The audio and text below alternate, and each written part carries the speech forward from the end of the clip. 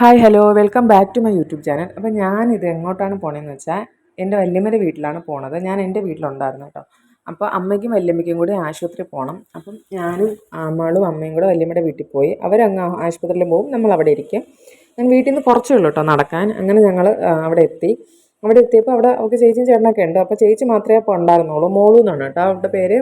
അപ്പോൾ അവിടെ ഊഞ്ഞാലൊക്കെ ഉണ്ട്. അപ്പോൾ മോള് ചേച്ചി ഇവർക്ക് ആട്ടി കൊടുക്കുന്നു. കുട്ടി ഇരുന്ന് ആടുന്നു. അവൾക്ക് ഭയങ്കര ഇഷ്ടമാണ് കേട്ടോ ഊഞ്ഞാലൊക്കെ ആടാൻ വേണ്ടിയിട്ട്. അപ്പം ഞാൻ അതിൻ്റെ കൂട്ടത്തിൽ കൂടെ ചോറും കൂടി കൊടുക്കുന്നുണ്ട്. അതിൻ്റെ കൂട്ടത്തിൽ കൂടെ ആകുമ്പോൾ അവൾ അറിയില്ല, അവളങ്ങ് കഴിക്കും. അവൾക്ക് ഇഷ്ടമുള്ള കാര്യം ചെയ്തുകൊണ്ടിരിക്കുന്ന സമയത്ത് നമ്മൾ ചോറൊക്കെ കൊടുത്ത് അവളങ്ങ് കഴിച്ചോളും. അത് കഴിഞ്ഞ് കുറേ സമയം കഴിഞ്ഞ് അവൾ മാങ്ങയൊക്കെ റെഡിയാക്കി കൊടുക്കുന്നുണ്ട്, മാങ്ങയൊക്കെ കഴിക്കുന്നുണ്ട്. അന്നത്തെ ഫുൾ അമ്മാളുവിൻ്റെ കെയർ ടേക്കർ മോളുമായിരുന്നു. അങ്ങനെ അത് കഴിഞ്ഞ് വായും കൈയും ഒക്കെ കഴുകി നല്ല ക്ലീനാക്കി എടുക്കുന്നുണ്ട്. അവളെടുത്ത് ഭയങ്കര കൂട്ടാണ് കേട്ടോ. അങ്ങനെ അത് കഴിഞ്ഞിട്ട് ഞാൻ എൻ്റെ വീഡിയോ തന്നെ ഞാൻ കണ്ടുകൊണ്ട് കൃതാർത്ഥയായി. അത് കഴിഞ്ഞപ്പോഴാണ് മോനു ചേട്ടൻ്റെ എൻട്രി. അവൻ വന്ന് ചോദിക്കുന്നതെന്ന് വെച്ചാൽ എന്താണ് മുടി എന്താ വെട്ടിക്കളഞ്ഞത്, ആര് മുട്ടയടിച്ചെന്ന് എന്നൊക്കെയാണ് ചോദിക്കുന്നത്. അവൻ്റെ അടുത്ത കാര്യം എന്തൊക്കെയോ പറയുന്നുണ്ട്.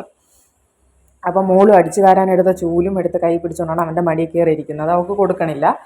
അവളാണെങ്കിൽ അതൊരു സന്തോഷമൊന്നും പറഞ്ഞ് അവൾ അവിടെ ഇരിക്കുന്നുണ്ട്, അവൾ തൂക്കണ്ടല്ലോ എന്ന് വിചാരിച്ചിട്ട്. അങ്ങനെ ഇരുന്നപ്പോഴാണ് ചേച്ചിയുടെയും ചേട്ടൻ്റെയും നന്ദയുടെയും കൊച്ചിൻ്റെയൊക്കെ വരവ്.